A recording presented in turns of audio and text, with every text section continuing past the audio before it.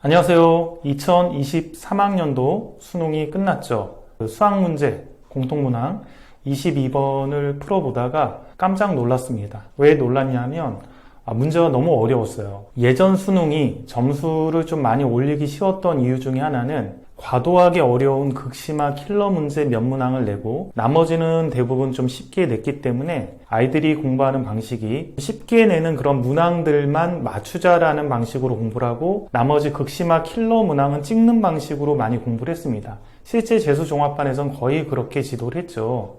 왜냐하면 킬러 문항 하나를 맞추기 위해서 수학 실력을 기르는데 제 생각에는 한 6개월에서 1년 정도는 걸릴 것 같아요. 그 정도로 극심한 킬러 문항을 기르기 위한 수학 실력을 만드는 게 굉장히 힘듭니다. 그래서 그 당시에는 보통 등급 컷이 4점 차이로 쭉쭉 형성이 됐어요. 문과 같은 경우는 1등급 컷 96, 2등급 컷 88, 그다음 84 이런 형태로 많이 나오게 됐죠. 어차피 킬러 문제 맞추냐 못 맞추냐가 싸움이고 나머지 같은 경우는 대부분의 아이들이 센수학 B단계라든지 수능 특강 레벨 2 정도까지만 공부를 하면 거의 맞출 수 있는 문제였으니까요. 이과 같은 경우도 1등급 컷이 92, 2등급 컷 88, 84 이렇게 4점 차이로 등급 컷이 만들어졌었죠. 작년에 문이과 통합 수능이 처음 나오게 되면서 수학을 지도하시는 선생님들 사이에서 좀 긍정적으로 바라봤던 것은 뭐였냐면 대부분 문항들이 많이 바뀌었는데요. 중한 난도의 문제를 많이 없애고 중상 난도의 문제를 많이 넣습니다. 그리고 극심한 킬러 문항을 없애고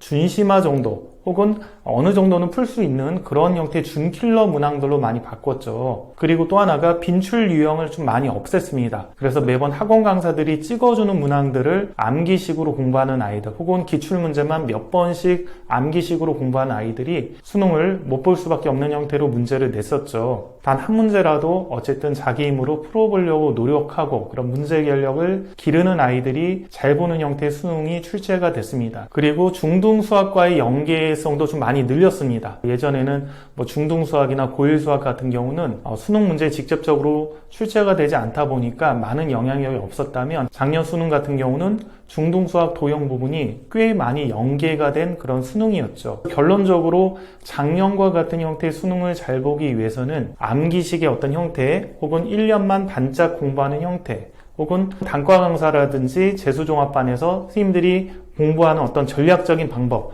야 여기까지만 풀고 나머지는 찍어 이렇게 하면 나와 혹은 빈출형은 풀이까지 암기해 이런 방식이 통하지 않는 수능이었다라고 생각을 합니다. 그런 측면에서 수학을 수학답게 공부하는 아이들이 수능을 잘 볼 수 있는 그런 수학이었다라고 생각이 듭니다. 그런데 문제점이 하나 있었죠. 전체적으로 중하위권들은 수능 문제가 너무 어려워졌다라고 평가를 했음에도 불구하고 상위권이나 극상위권 아이들은 좀 쉬웠다라는 평가가 있었습니다. 왜냐하면 극심화가 사라졌으니까요. 킬러 문제가 사라지고 그거를 준킬러로 바꾸다 보니까 대부분 최상위권 그룹들이 모든 문제를 맞춰서 만점을 받는 현상이 벌어진 거죠. 그래서 작년 수학 만점자 같은 경우는 전국의 의대 정원보다도 더 많다라는 그런 통계 자료도 제가 본 적이 있습니다. 그래서 그런지 올해 수능 문제를 보면 준킬러 문제를 예전에 극심한 그 킬러 문제로 바꾼 느낌이 있습니다. 그 문제 중에 하나가 22번 문제죠. 22번 문제는 공통문항이라 그래서 문이과 공통으로 수투에서 출제가 되는 문제인데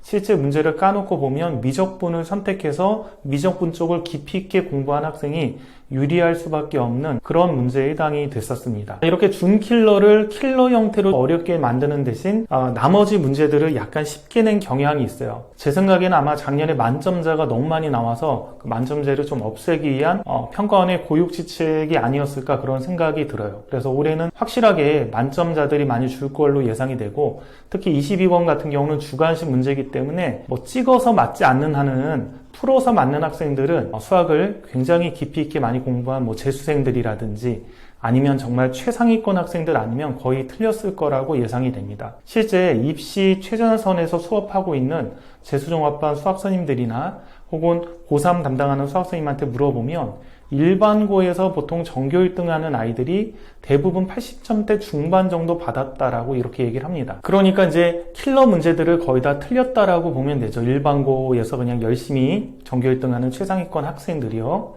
이런 식으로 수능이 작년하고 또 올해가 또 다르게 이렇게 변화가 되고 있죠. 그리고 문이과 통합이라는 입시 현실도 계속 변화가 되고 있습니다. 문이과 통합이 처음 이렇게 형성이 됐을 때만 해도 문과는 황통까지 공부를 했고 이과는 미적분을 선택하는 방식이었다면 서울대에서 내신 필수로 확통을 지정을 하면서 대부분의 일반고에서 문과든 이과든 확통 수업은 공통으로 다 듣게 하고 이과만 미적분을 추가로 듣는 형태로 수업 과정이 많이 바뀌었습니다.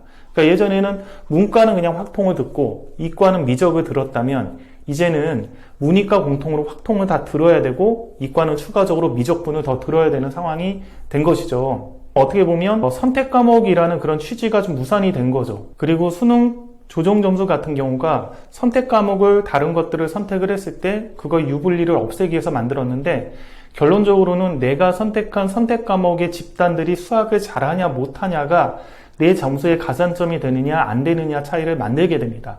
그리고 선택 과목이 어렵냐 쉽냐도 가산점이 주어지냐 안 주어지냐를 결정하죠. 근데 보통 미적분에 가장 우수한 집단들이 들어가기 때문에 미적분이 공통 과목을 제일 잘 보게 되고요. 그럼 성적이 우수하게 되죠.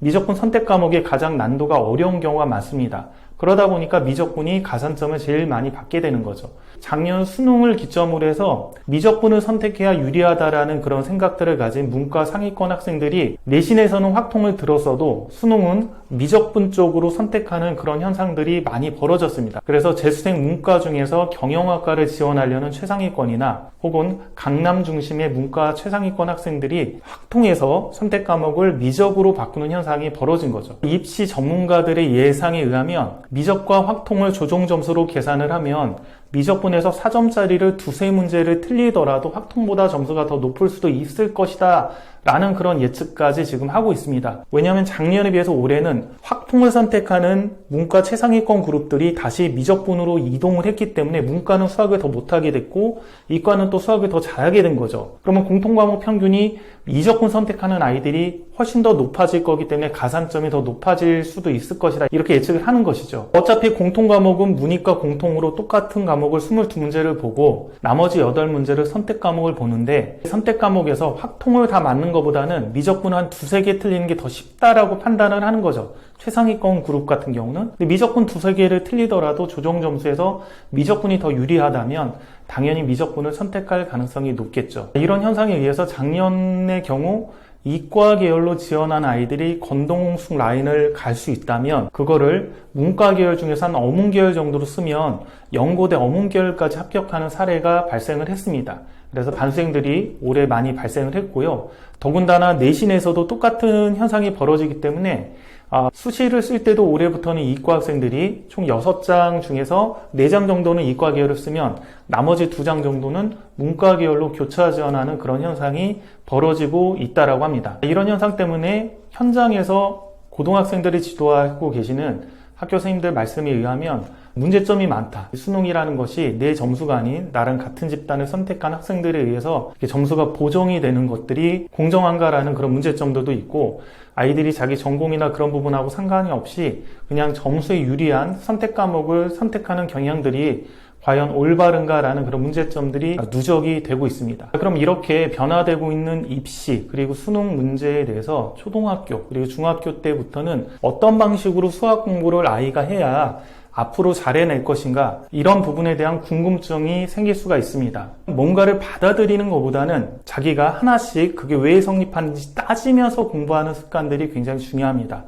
더불어서 개념을 공부할 때도 이 상황이 이렇게 됐을 때는 어떻게 될까? 이렇게 됐을 때는 어떻게 될까? 이렇게 다양한 상황에서 이 개념들이 어떻게 적용이 될 것인가를 생각해 보면서 공부하는 것들이 중요하겠죠. 이런 문이과 통합과 통합에 의해서 발생하는 현상들 그리고 만약에 문과를 지원한다라면 외고나 국제고를 가는 게 유리한지 이런 모든 내용들 관련해서 수학자라는 아이는 이렇게 공부합니다라는 책에 올해 개정판을 내게 됐습니다. 이 개정판에 문이과 통합 수능 그리고 문이과 통합 상황에서 어떻게 공부해야 될지에 대한 그런 내용들을 다 집어넣습니다. 표지가 상당히 멋져졌죠. 이 책을 처음 쓸 때만 해도 문이과 분리시대라서 문이과 분리시대에 맞춘 그런 내용들을 서술을 했습니다. 그리고 나서 이제 문이과 통합으로 바뀌었고 통합 1년차, 2년차 수능까지 끝낸 다음에 그 부분에 대한 어떤 분석 그리고 앞으로 어떻게 대처해야 될지 그런 내용들을 담아서 새롭게 개정판 작업을 했습니다. 수학 잘한 아이는 이렇게 공부한다는 작년에 올해의 책도 수상을 했고 많이 팔린 책인데요. 아직까지 구입을 안 하신 분들이 계시다면 이번에 새롭게 표지가 바뀐 개정판을 구입을 하시면 문이과 통합시대에 수학 어떻게 해나갈지에 대한 정보도